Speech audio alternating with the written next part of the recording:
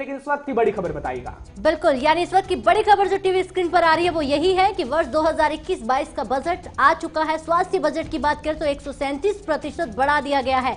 तो स्वास्थ्य में सबसे ज्यादा बजट मिला है। कोरोना वैक्सीन पर 35,000 करोड़ खर्च किए जाएंगे, तो वहीं पर 64,180 करोड़ रुपए प्रधानमंत्री आत्मनिर्भर भारत बनाने के लिए कहीं ना कहीं अग्रसर किया जाएगा। 2021 और 22 का बजट पेश कर दिया गया है। तो किसके खाते में कितना आया, क्योंकि हर किसी की निगाह, हर किसी की नजरें कल अगर हर्ष कहें बजट पर टिकी हुई थी, क्योंकि उम्मीदें जो थी वो 2021-22 में आने वाले बजट पर थी। 64,180 करोड़ रुपए प्रधानमंत्री आत्मनिर्भर खर्च किए जाएंगे।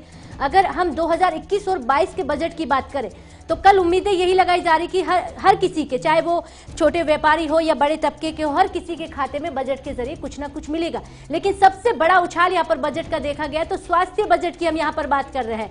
137%, ये बड़ा आंकड़ा है जो बढ़ा दिया गया है। 35,000 करोड़ खर्च किए गए हैं। हर्ष, बिल्कुल, तो हम आपको जानकारी दे रहे हैं क्योंकि आम बजट पेश हो चुका है। वित्त मंत्री निर्मला सीतारमण कल बजट पेश कर चुकी हैं और स्वास्थ्य बजट 137% बढ़ा दिया गया है। और निर्मला सीतारमण ने तमाम बातें कही, हालांकि स्वास्थ्य को लेकर अहम जानकारी भी दी गई है कि क्या सरकार कर रही है। आत्मनिर्भर भारत की जहां तक हम बात करते हैं तो आत्मनिर्भर भारत के तहत तो स्वास्थ्य सुविधाओं को बढ़ाया जाएगा, ये भी वित्त मंत्री निर्मला सीतारमण ने कहा है। बात शिक्षा की भी करी गई है, बात किसानों की भी की गई है। हालांकि जब स्वास्थ्य का जिक्र करते हैं तो स्वास्थ्य को लेकर वित्त मंत्री निर्मला सीतारमण ने तमाम बातें कही हैं और हम आपको जानकारी दे रहे हैं कि क्या कुछ आपके लिए कहा गया है वित्त मंत्री निर्मला सीतारमण की तरफ से। क्योंकि कोरोना वैक्सीन का जहां तक हम जिक्र करते हैं तो 35,000 करोड़ रुपए खर्च किए जाएंगे, क्योंकि अभी कोरोना देश से गया नहीं है। हालांकि वित्त मंत्री निर्मला सीतारमण ने यह भी जानकारी दी कि कोरोना वैक्सीन का निर्यात जिस तरीके से भारत कर रहा है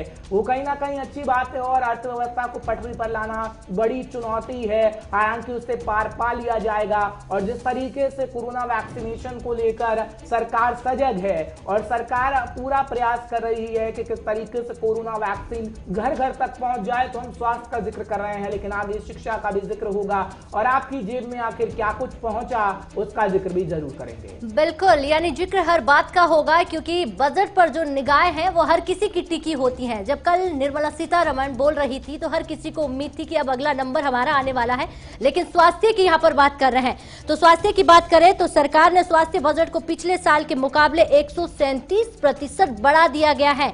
तो कहीं ना कहीं स्वास्थ्य पर सबसे बड़ी नजर रखी गई थी, क्योंकि मजबूती से स्वास्थ्य को स्ट्रॉन्ग करना है और मजबूती से स्वास्थ्य सेवाओं को बढ़ाना है। लेकिन यहाँ पर 94,452 करोड़ रुपए सीधे 2,23,000 करोड़ रुपए कर दिया गया है। पिछले मुकाबले से 2,23,000 करोड़ रुपए ज्यादा कर दिए गए हैं। तो ये हम आपको बता रहे हैं, क्योंकि यहाँ पर स्वास्थ्य की बात करें तो 64,180 करोड़ रुपए बजट प्रधानमंत्री आत्मनिर्भर भारत योजना से शुरू होगा। चलिए अब ग्राफिक्स के जरिए हम आपको बताते हैं क्या हुआ महंगा और क्या हुआ सस्ता। ये जानना हर्ष बहुत जरूरी हो जाएगा, क्योंकि सबकी नजरें हैं कि महंगाई कितनी बढ़ेगी और सस्ता कितना होगा। तो सबसे पहले मोबाइल चार्जर, मोबाइल पार्ट्स पर छूट घटी है। मोबाइल पार्ट्स पर छूट घटी है, लेकिन मोबाइल महंगा होगा।